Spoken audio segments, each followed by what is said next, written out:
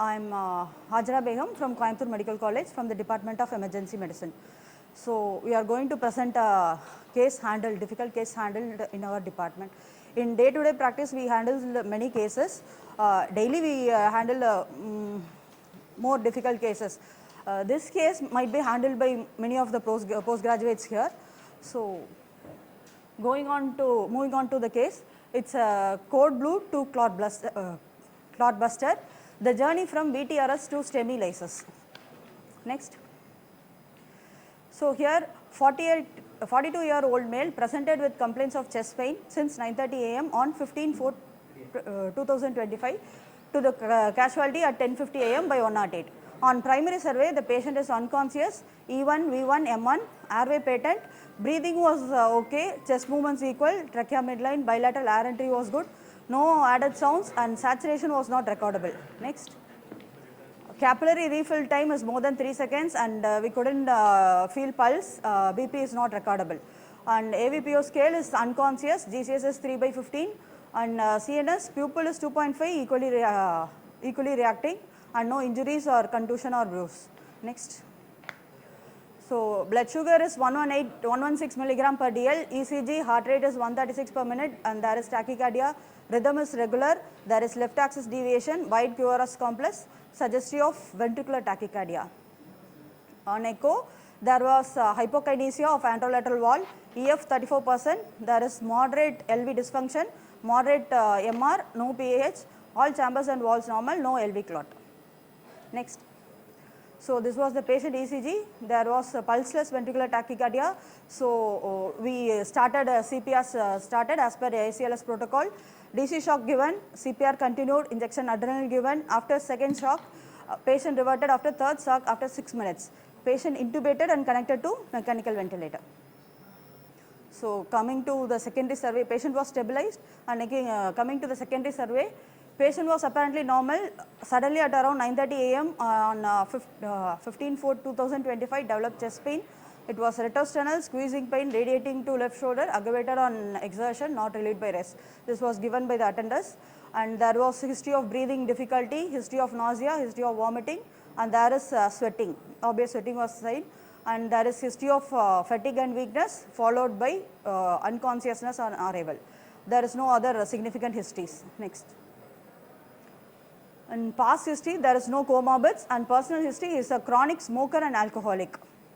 Next. On examination, after return of spontaneous circulation, patient was conscious, anxious, on ET tube with ventilator support, skin warm and moist, dyspnea present, diaphoresis plus and no other relevant thing, carotid normal, JVP not raised, thyroid NAD. Next.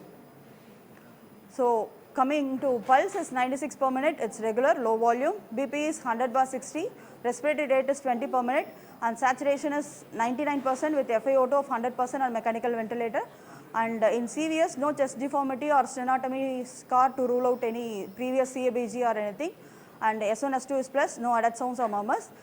In respiration, normal vesicular breath sound was present, bilateral air entry was good and there is no tracheal shift or no added sounds.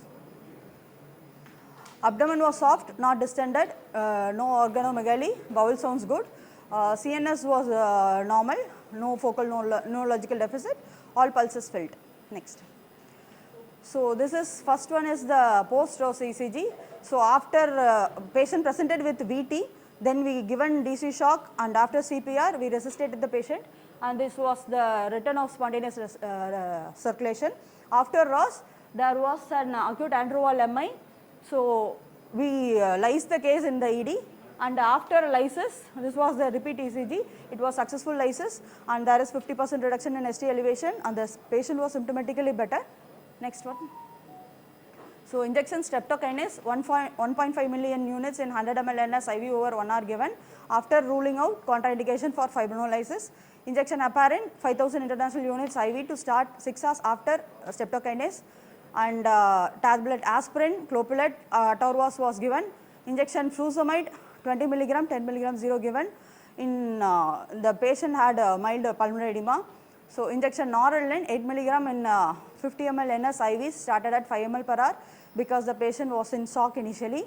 Then the patient was better, injection ranitidine, 50 milligram IV BD started. Next. So patient stabilized after about 4 hours, patient was extubated, patient was conscious after initial resuscitation itself. So patient extubated, weaned off from inotrope support, transferred out to cardiology ICU for further evaluation and management, awaited interval PCA. And for this case, it was received on 15/4 only. 3 days back, angio was done. Patient found to have single vessel disease of LAD, marginal, first marginal obtuse aortic. Then it was managed medically only. It was only 30% block, so it was managed medically and the patient was discharged home. He is now hale and healthy. Thank you.